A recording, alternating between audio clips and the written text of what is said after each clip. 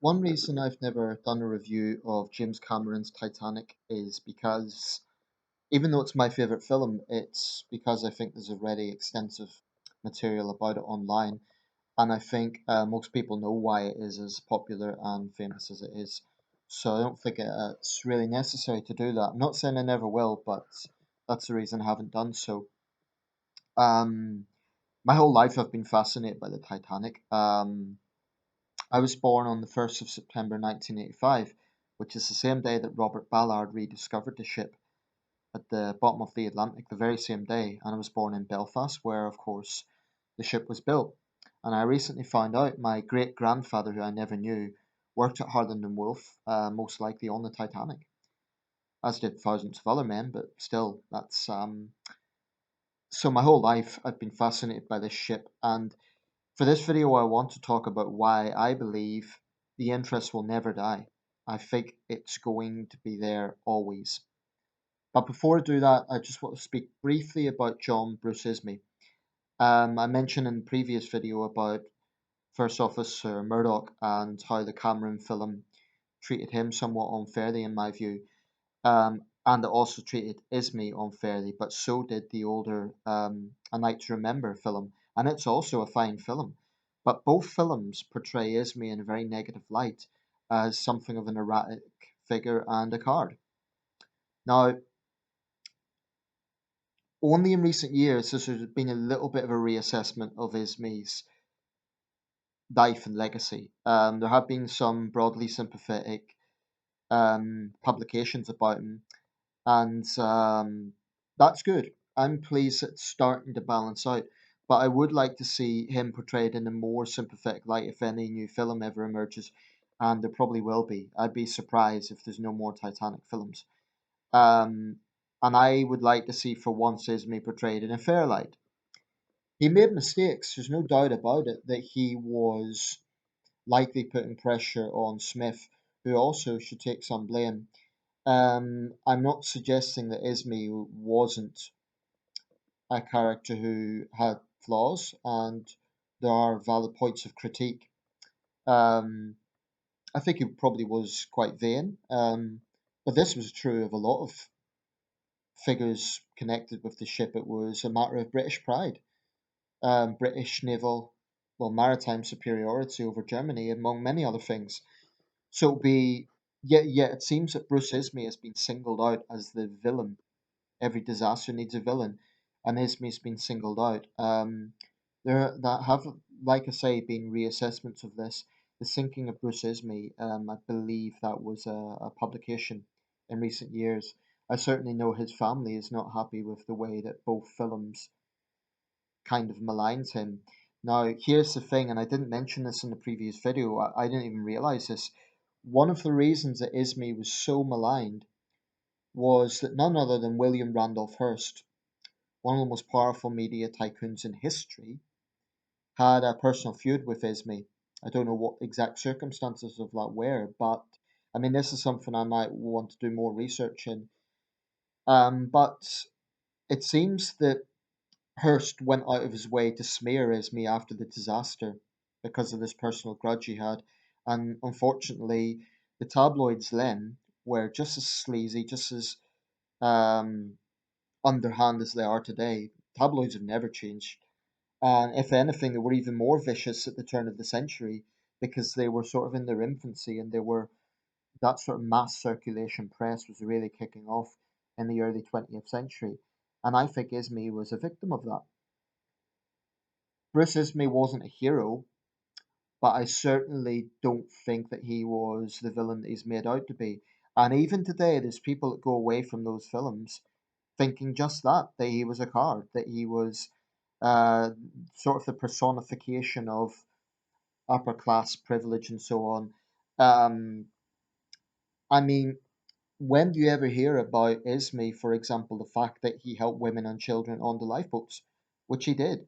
Witnesses reported that that's precisely what happened, and he only got onto a lifeboat because he was ordered by an officer, some say Murdoch, in fact. Um, and the law of the sea is that if he was just a passenger, he had to take orders, but even if he refused, His death would have just added to the statistics. Someone could even argue he had to survive as a matter of duty in order to be accountable for the disaster. I mean, for the negligence.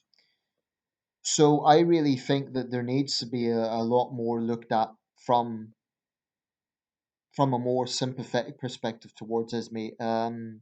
Without doubt, there was class issues on the Titanic. Whether third class passengers were locked below deck, that's still debated. But without doubt, there were class issues, as there was in wider society at the time. And that is an absolute travesty. It is irrefutable that third class women and children died in their compartments, and so did a lot of other people. Um, the truth of the matter is, whatever circumstances took hold with the Titanic, people would have died. There were not enough lifeboats, even though the Titanic was actually meeting the regulations of the time. That's the irony. The Titanic actually wasn't breaking any regulations of the time. There was probably other liners that had even fewer lifeboats in proportion to their size. Um, Anyway, to come to the question, why does the Titanic still fascinate? It's now 107 years since the disaster. It's still, you just type Titanic into YouTube as a barometer of this.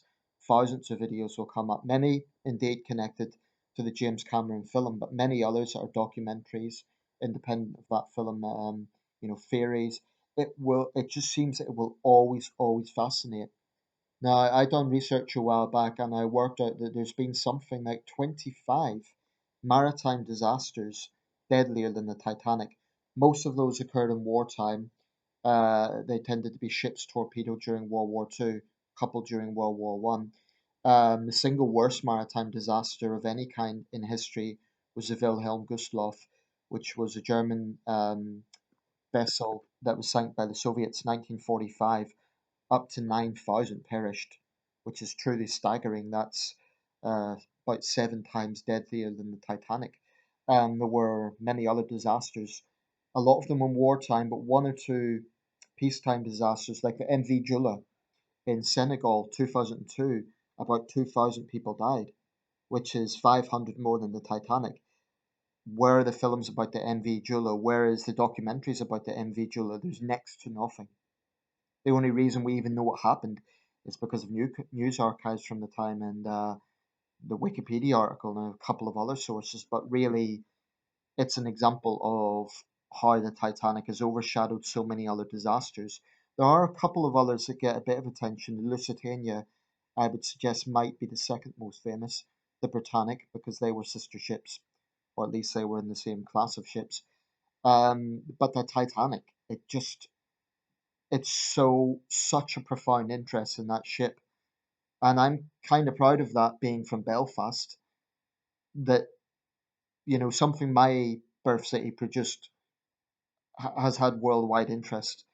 I think without doubt the James Cameron film definitely helped to maintain a lot of that interest. Without the 1997 film, I think there'd still be a lot of interest, but not as much. So there's no question about it. That film played a very big role. But even without that, I think there'd be interest because there was at least a dozen other films made around the Titanic. So what is it? It was the biggest ship in the world at the time, jointly with the Olympic. It was a symbol of the Gilded Age. It was a symbol of the British Empire, the might of the British Empire. It was symbolic in so many ways. If the Titanic had just been a regular passenger liner and it sank, I don't think it would have got the fame it had if it hadn't been for all the famous people on board. The Astors, Guggenheim, um, the Strauss couple, so many people, the heroics of the band playing at the end, all those individual legends connected with the Titanic, the unsinkable Molly Brown, all of that just lends to the legend. This is a modern day legend, modern in the sense of the modern world. It I just don't think the interest will ever die. I think 100 years from now there will still be interest in the Titanic. Um, I watched a very good documentary years ago on UTV, also television, and they said Their analysis was that the Titanic represented the death of an age, the Gilded Age specifically, and then what happened 2 years later, World War I. And they said that the shock in Belfast with the sinking of the Titanic was something like they experienced on the night they heard about the Battle of the Somme. That's the sort of impact it had. Um, the ship of dreams, as Rose said, it really was. I don't think it's you can exaggerate the impact, the cultural impact that had. Although there were some of the legends that were actually came about by the press at the time. For example, the unsinkable, that's a myth.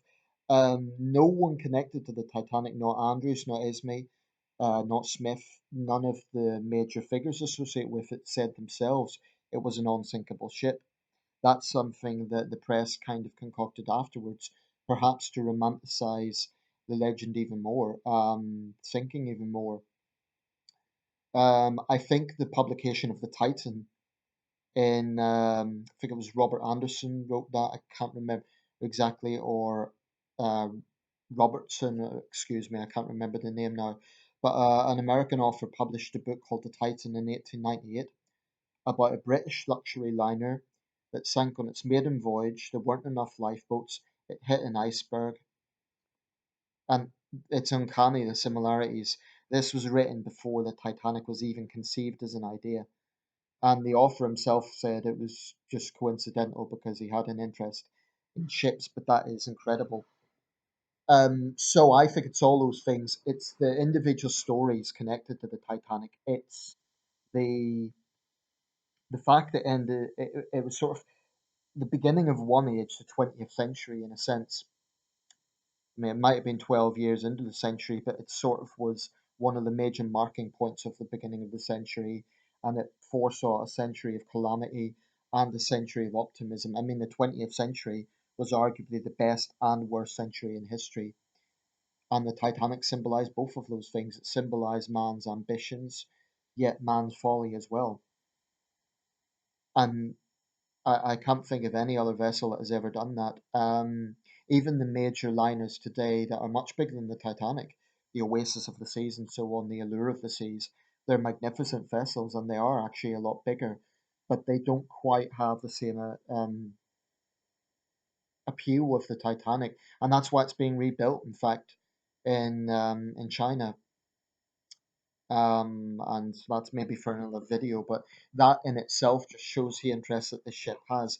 The fact that an exact copy of the ship is being rebuilt. Not they're not just designing a modern ship and calling it the Titanic. They're redesigning the Titanic. Um, so I think it's all those things. It's the fact it was symbolic of the beginning of an age, the end of an age. It was representative. All the stories connected to it. Now, to be fair, if there was a major disaster today and some of the most famous people in the world were on board, that ship would probably get the sort of attention of the Titanic. Perhaps the nearest modern equivalent we have is the Costa Concordia. 32 people died in that, and there were stories coming out. If that it made for millions of views on YouTube in terms of the reports and documentaries and so on, that's maybe the closest equivalent we have. But try and imagine if you had a ship and let's say Bill Gates was on board and Brad Pitt was on board and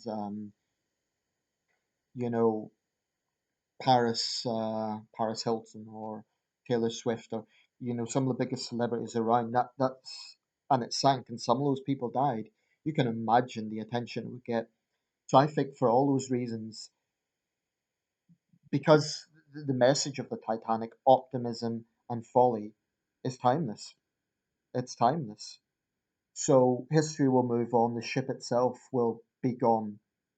They estimate in 10 years, probably only a few things will be left, perhaps the anchor, a few other things, but it will basically be a big brown stain at the bottom of the Atlantic.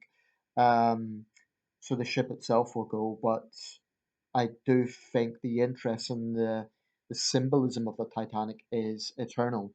There have been worse disasters at sea, and there may well be worse disasters in the coming century. But the interest in that ship will never end, in my opinion. Um, And I do concede Cameron's film is a very, very big part of that. I don't think the interest would be as much without Jack and Rose and the whole, the influence that Cameron's film had. But even without that, even if Cameron didn't make that film, someone else would have.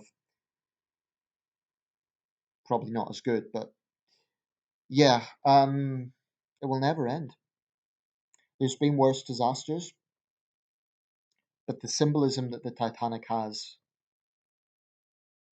I think that will be, I think that will last forever.